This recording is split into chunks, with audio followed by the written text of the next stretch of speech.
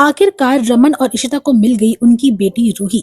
यह है मोहब्बतें सीरियल के इस एपिसोड में जहां पर कि रमन और इशिता गाड़ी में आते हैं ढूंढते हुए कि आखिरकार रूहान है कौन, और वो निकलती है उनकी बेटी रूही। रमन भल्ला और इशिता रूही को देखकर स्पीचलेस हो जाते हैं। इशिता कहती कि तुम मेरे साथ थी लेकिन मैं तुम्हें पहचान नहीं पाई, और जोर से रमन दोनों को अपने गले से लगा लेता है। यहाँ पर रूही जो होती है बिल्कुल ही ज्यादा शॉक्ड में होती है कि वह कैसे रिएक्ट करे, क्योंकि आखिरकार वह अपने माँ बाप से नफरत तो करती ही थी। अब यहाँ पर इशिता बोलती है कि रमन ये हमारे साथ रह रही थी लेकिन हमें पता ही नहीं चला इसका, और यहाँ पर रमन कहता है कि अब तुम दोनों को मुझसे कोई अलग नहीं कर सकता।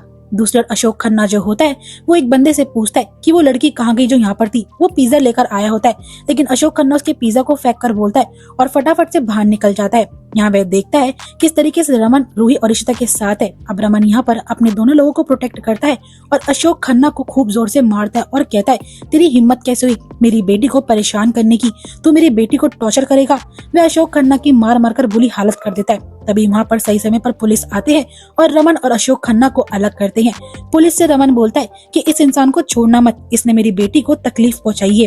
दूसरी ओर मनी जो होता है अयर्स को बताता है कि जो रूहान था वही हमारी रूही है, वो हमारे साथ ही रह रही थी। भल्ला परिवार में सिमरन और उसके पापा को भी इस बारे में पता चल जाता है। वे लोग बहुत खुश होते हैं, उन्हें ऐसा लगता है कि जैसे उनके घर में दिवाली हो गई हो। और यहाँ पर मिसेस अय्यर तो इतनी ज्यादा खुश होती है, वे वंदना से कहती है कि मैं अपनी रूही के लिए पायसम बनाऊंगी, उसे बहुत पसंद है। मनी भी काफी खुश होता है ये बताकर और कहता है कि ईशु रूही को वापस लेकर आ रही है।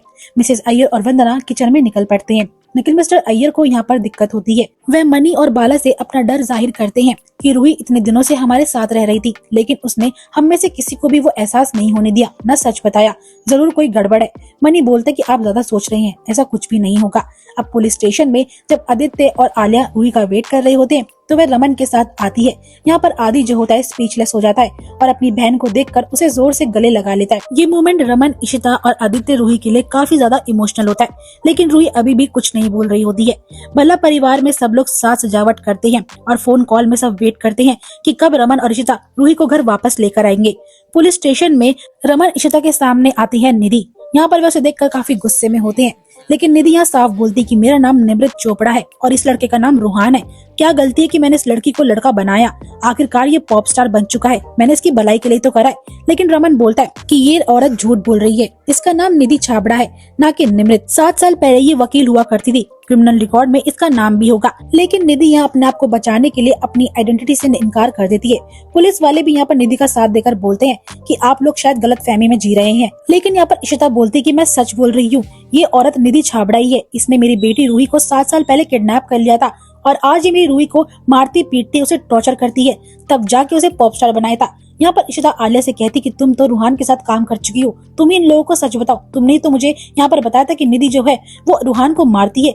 यहाँ पर आलिया भी एक्सेप्ट करती है और कहती है इंस्पेक्टर ये सच बोल रहे हैं, मैंने रूहान को पिटता हुआ देखा है, मैम उसे बहुत टॉर्चर किया करती थी। अब रमन को ये बात सुनकर काफी गुस्सा आता है, वह निधि पर हाथ उठाने के लिए जाता है लेकिन रोमी उसे रोक लेता है और यहाँ पर रमन बोलता है इस औरत को गिरफ्तार कर लीजिए, मैं अपनी बेटी रूही को लेकर अपने साथ घर जा रहा हूँ। अब मिसेस अय्यर जो होती है अपने घर के बाहर रंगोली बना रही होती है और सिमरन घर पे तोरण लगा रही होती है, लेकिन दोनों के बीच इस बात पे लड़ाई हो जाती है कि रूही किसके घर पर आएगी। एक बार फिर से अयर्स और भल्लास का झगड़ा शुरू हो जाता है। अब यहाँ पर शगुन आती उन्हें शांत करा दी और कहती है कि मेरी बेटी रूही आने वाली है, आप लोग लड़ाई झगड़ा करते रहिए, मुझे बहुत सारी प्रिपरेशन करनी है, आखिरकार मेरी बेटी रूही आ रही है।